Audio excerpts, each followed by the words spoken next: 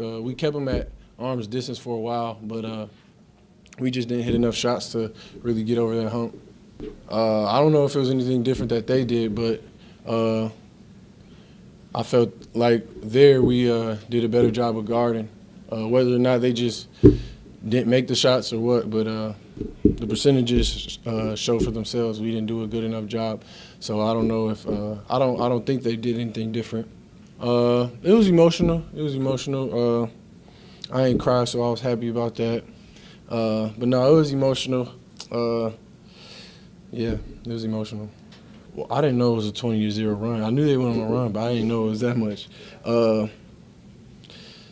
We ain't do enough. But we did a better job of guarding. I think when we went to the zone, it kind of confused them. And we got stops and then clean rebounds. We were able to get out in transition. And that zone is good. So anytime you could get buckets in transition without them setting up before they could set up the zone is a plus. And in that stretch, we did a pretty good job of doing that. Throughout the game, we didn't do it enough. Yeah, KZoo is home to me now. Coming in, I really didn't know too much about anything, and then with the help of everybody along the way, the coaches, my teammates, faculty, the lunch, the cafeteria ladies, everybody had a part in helping me mature into a young man. I think this is gonna put a little fire in us. We don't want to feel this anymore. Going into Central, we probably needed a wake-up call because we just beat them in overtime, and it's probably going to be crazy over there. So I guess everything happens for a reason. So I guess this is God's way of putting some fire under our butt. So hopefully it all works out.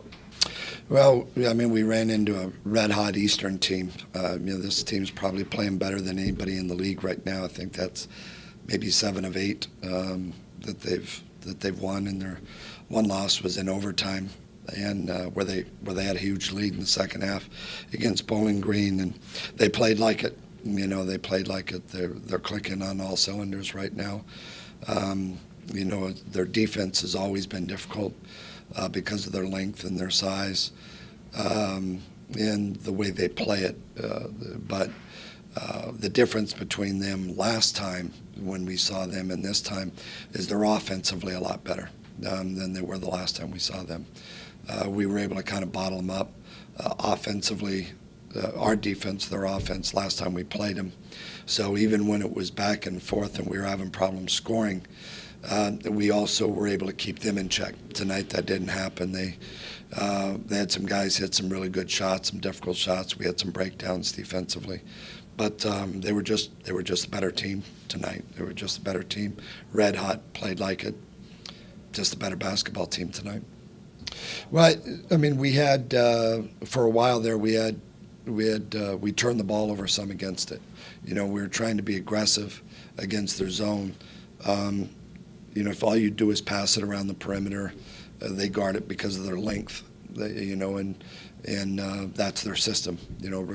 Murph recruits the defense, and not their offense. And those guys are long and they got Thompson in the back line. That can make up for any mistakes that are made up front. But we turned the ball over some. And they had, I think, at halftime they might have had 8. They had 10 points, I think, off of our turnovers. At halftime. I know it was 8 at one point, but had 10 points off of it. And we had to stop turning the ball over. So, we helped them with that. And then they certainly, that allowed them to play with more confidence, I think. And we were able to cut it to 5 pretty quick there at the beginning of the second half. But they knocked down a couple of more perimeter shots. We couldn't keep the ball in front of us, when we needed to. We were able to keep Jackson in front of us all night in Ypsilanti a couple of weeks ago, or whenever it was we faced him. And tonight he got by us, it's just we couldn't allow that to happen, and we did. And so now you've got the guards that are playing at the rim. You've got Minnie shooting threes. You've got, Jackson, who's not a very good shooter, knocking down shots. They were just playing with that kind of confidence here. and we couldn't keep up. I think it was a 20-0 run, there in the first half that they went on that got some separation. I don't think it was great. I thought we came out with a little bit of a hangover, the senior night hangover.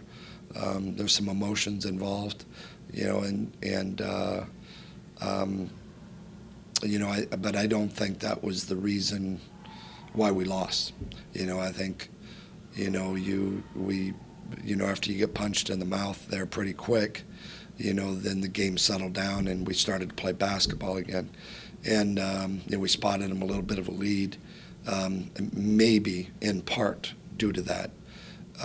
But they earned it. Eastern did. They knocked down some perimeter shots and like I said, started playing real confident, with a lot of confidence early in the game. And then from then on, we were facing an uphill battle the whole time. Well, we started getting some stops. We did a little bit better job there, when we started getting inside the zone, we started shooting the ball with a little bit more confidence. I felt like we missed so many.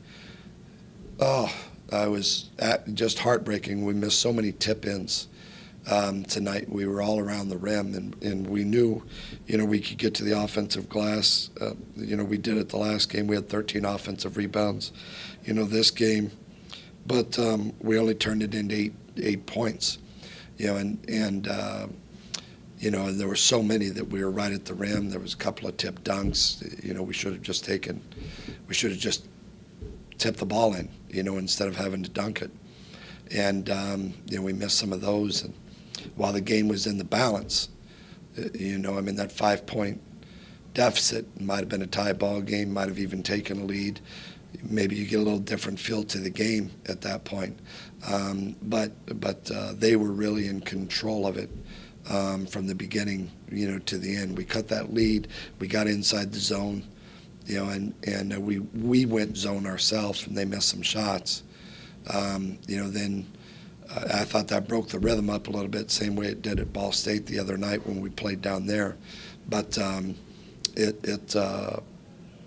ultimately, the zone is our zone.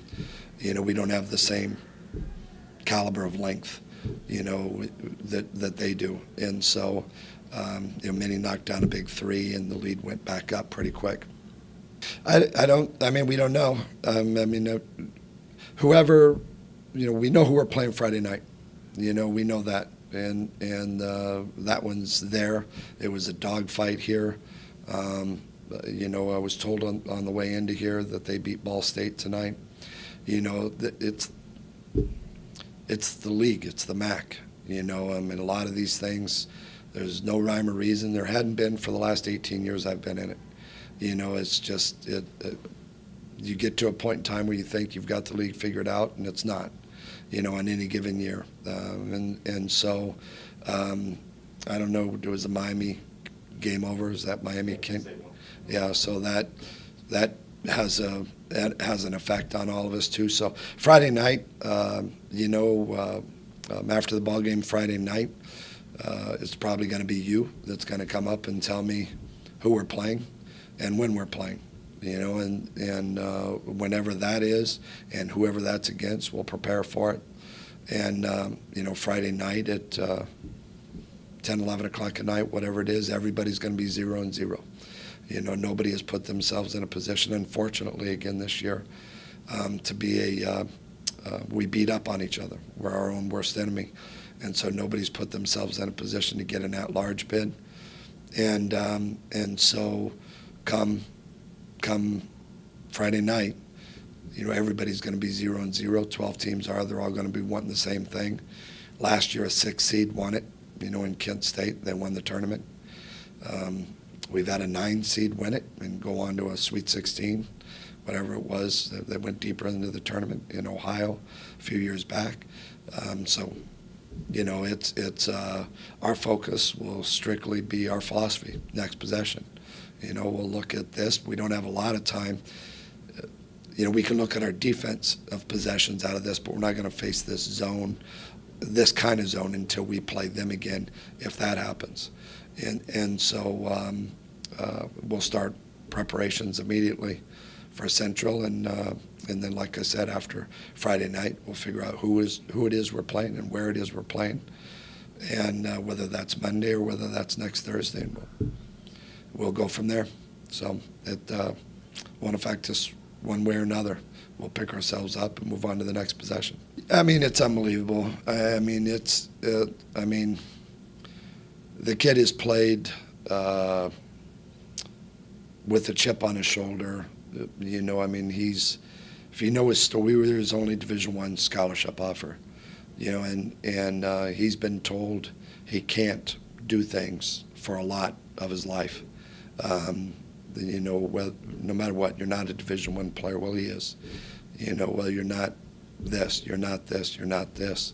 And he continues to prove people wrong. You know, throughout his career, he's continued to prove people wrong.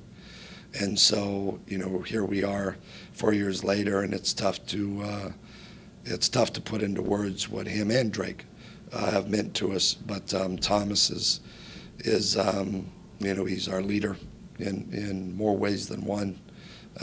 There's a comfort level when you have a player that good, where you just put the ball in his hands. A lot of times he can get some things done, you know, and you know, he's been able to do that for us for 4 years. So even as a freshman, Austin Ritchie went out with a broken hand, and Thomas started for 6 games, and we could see then that we had something pretty special. So he's not just a basketball player, though. I mean, he's a terrific human being. He's a great representative of the university as well as the basketball program.